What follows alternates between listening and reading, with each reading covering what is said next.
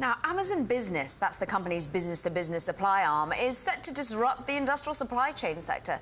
It collected more than $1 billion in revenue and grew by 20% month over month. Now, that's according to data from Applico. So how exactly is Amazon taking aim on this highly fragmented market? And is this a new area of disruption, really? Joining us from New York is Alex Moazed, CEO of Applico. Wonderful to have you with us, Alex. And perhaps not a new threat. Perhaps this is something that's been going on potentially by being threatened by Amazon for some 20 years. Where would Amazon, though, really want to make inroads in the B2B space? Which sectors in particular? So there were court documents released last fall without them really being a fan of them being released. And they were citing the industrial supply industry, which includes things called MRO, maintenance, repair, and operational products. Those are distributed by companies like Grainger or MSC Direct, which just released their quarterly earnings yesterday morning. Fascinating that you bring up MSC Direct and indeed Grainger. We were speaking with our colleagues in Bloomberg Intelligence and they were digging into some of these theories, and they're feeling that actually MSC Direct is really a very value-added element. I mean, in particularly the metalworking products. Do you think Amazon has the discipline, the dedication to want to get into that value-added nature, to train up and to hire, to compete, not just on price, but certainly on the value-add, the services sector, whereas maybe they'd rather be in the Grainger part of the equation, where it's more basic products that they could be muscling in on? Yeah, Grainger is definitely more vulnerable than MSC. Yet both companies still have a very large proportion of their revenue that comes from those MRO products that is doing industrial supply. MSC has about 60% of all of their products are sold online through their website, which is an e-commerce site. And where Amazon attacks you first are on what we call your pack and ship products. Those actually tend to have a good amount of margin.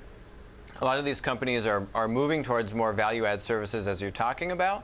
However, Amazon can cause a lot of disruption to a distributor like MSC or Grainger's bottom line by just taking an attack at that pack and ship revenue, also what they call spot buys.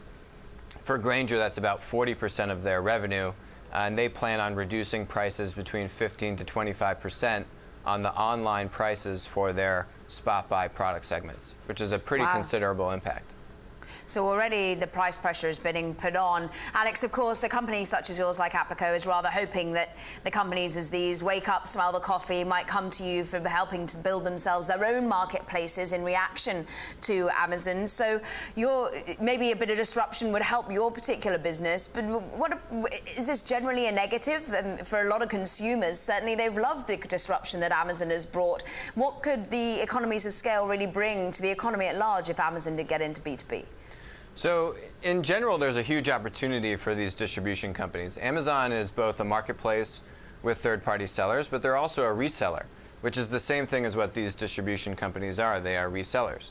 What they need to start doing is embracing this third-party seller marketplace, which is what Amazon has been doing for almost 20 years now. And that business model is called the platform business model. The fun characteristic of that is that those business models have a winner-take-all dynamic, which means there's really only one or two companies that dominate an industry's market share. So in these industries, they're highly fragmented. The marketplace are valued much greater than the linear distribution business model.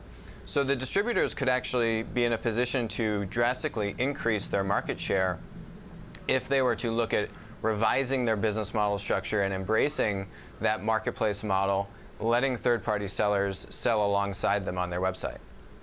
We'll see how quickly that disruption comes, or indeed how quickly these companies respond. Alex Moazed, CEO of Applico, wonderful to have you live with us. Thank you very much indeed. Now that does it for this edition of Bloomberg Technology. On Monday's show, we'll be speaking with MySpace co-founder Chris DeWolf about his latest venture in mobile gaming. This is Bloomberg.